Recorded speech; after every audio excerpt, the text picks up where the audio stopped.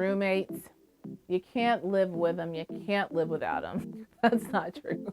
I love my roommates, and I know that that phrase is not how it's supposed to be. You can actually have a good experience with your roommates or housemates all the time, but the key is it starts with you. Let's talk about it. Hey there, and welcome back to Modern Woman with me, Alicia Nicole. Today, I just wanted to chat with you about how to be a good roommate.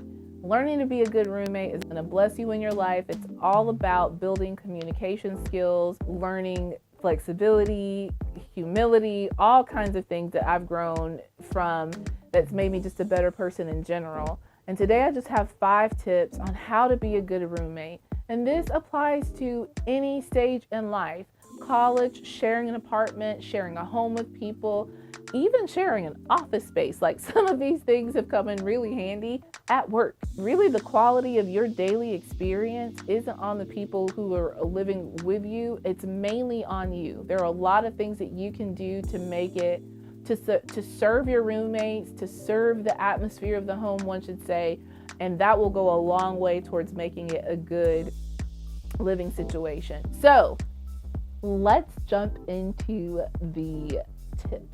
So here's what I would say first: be kind all the time. And it sounds easy, right? They're nice to me, I'm nice to them. Well, yes, but when there's a disagreement, or if someone has a habit that's particularly getting on your nerves, or they're even just going through a hard time and they're hard to deal with and it's seasonal, you know they're great, but they're just not at their best, that will happen.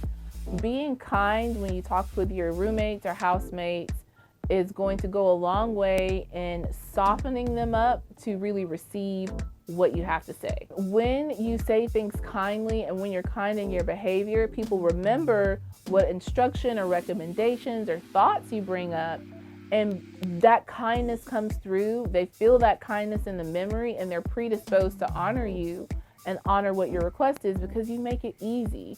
And kindness also really helps to diffuse situations. It helps keep tempers and hard feelings at bay. And finally, if you need a referral for another living situation, if you need someone to put a good word in for you so that a landlord or someone who is looking for a renter is predisposed to open up their home to you, or if you are someone who is a landlord or house manager, property manager looking for people, if you were kind and considerate, you will get good referrals. So, kindness is a good business practice. Number 2 is be a rule follower.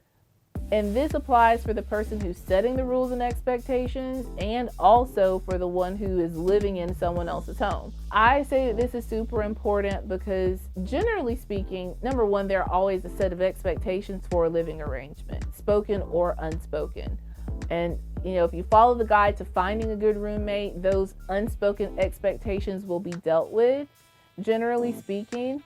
But when you come into a home and you've agreed to the terms or learned new terms and those are set out, you want to follow them because it's going to maintain a feeling of respect and confidence and trust. We're talking about things like there's a set amount of rent you're expected to pay, quiet hours, especially if one of the roommates works a night job or something like that, house responsibilities, how guests and hosting events are going to be handled, whatever. If you haven't set those expectations, you need to do it soon. And if you have already set them, stick to them. And as the home manager or landlord, don't change it without discussing it. You definitely have the trump card. You can do it, but you want to make sure that you give people a chance to adjust and acclimate to changes instead of just dropping the bomb. Sticking to the plan and honoring the expectations that are set for the home, maintain peace and respect and good boundaries, and discussing changes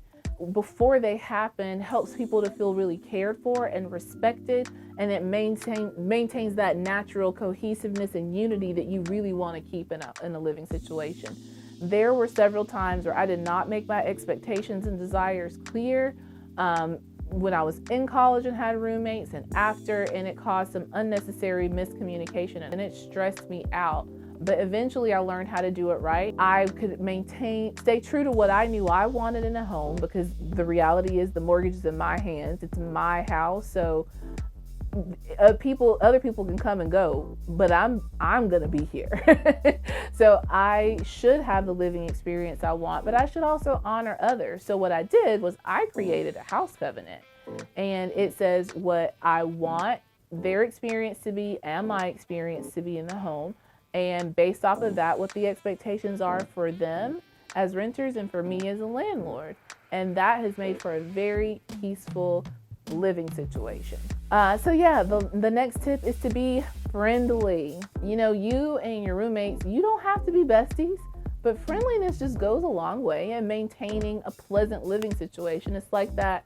Just being courteous is one thing, but being friendly makes things pleasant, makes it easier, more enjoyable. You know what I mean? I don't know why I'm talking that way. I have had a few roommates where we were not the bestest, close friends, but I genuinely enjoyed their company. So what does being friendly look like? Maybe it's offering to do their chores on one week where they're not feeling well, or they're traveling, or I don't know, just to be nice. A random act of kindness, cooking a meal for the house, hosting a game night. I was like, guys, let's do a sleepover. Even though we all lived together, we stayed up and watched a couple of chick flicks and talked about boys. My version of talking about boys is just talking about the kind of guy I want to be with. So there's that. Tip number 4, be flexible. This one's like working your body. If you don't practice it, then doing it at first can be pretty darn difficult. People are people, things come up. Stuff will never ever go all the way as planned all the time, and you can't control it. When you are flexible with the little things, it makes it a lot easier to handle the big changes that might come to pass. It's just a good practice that makes it easier to be flexible when it comes to things like renovations that will make the household uncomfortable for a time, or major repairs that are going to require people to be in and out of the house, or that deep cleaning that requires all hands on deck. I found that if I show flexibility with the people that are renting from me, they are much more likely to be easy to work with and show flexibility when I ask big things of them. Tip number 5 is to be a good communicator. And I know everyone says communicate well. I am joining the chorus and adding my voice to the be a good communicator number. Communication maintains clarity, peace, and stability. Prior to moving into the home, you want to communicate well to make sure it's the right decision to move in. But once you do, you want to communicate well to maintain a healthy environment, right? And good communication maintains trust. So little things like, or not so little, if you need to pay rent late because you had a bill that landed in a weird time, or once a year bill that pops up, talk to your landlord first and discuss it. Don't just not pay it on time. Communication builds trust, right? If you're the homeowner or the main renter, the person responsible for that property, and you need to do maintenance or schedule maintenance, talk to your housemates early and give them a heads up so they can make arrangements. Give them that courtesy. For me, I decorate a lot. I paint countertops, paint walls, repaint countertops, repaint walls, lots of things. So I will tell my housemates about renovations and things that are coming up and give them at least a few days, hopefully a week at least, so that they can schedule accordingly, and it just makes things smoother. Having lived single, owning a home with roommates, or just living in an environment long term, more than just a few months or a year with people, has helped me to be to acquire some habits and skills and flexibility that I know will make it easier when I meet my husband. Like, we would have been fine, but I realized, okay, when you're sharing a home with someone, it's a whole other ballgame. And right now, I am the landlord. So it's much of it is what I say goes, not in the sense that I just switch things up all the time, but I set the parameters for how the house flows and schedule for maintenance and whatnot, and it is what it is. But when I own a home with someone and we have mutual ownership, yeah, I'm really glad that I have the chance to learn flexibility, accountability, communication, and all those things with sisters and friends that I trust, so that I will be an even better housemate to the future hubs. I'm so grateful for you being in the Modern Woman community and watching this video. If you found it helpful or know someone that will find it helpful, please forward, share the video, spread the love. All right, well, it's been great sharing, and I will see you in the next video.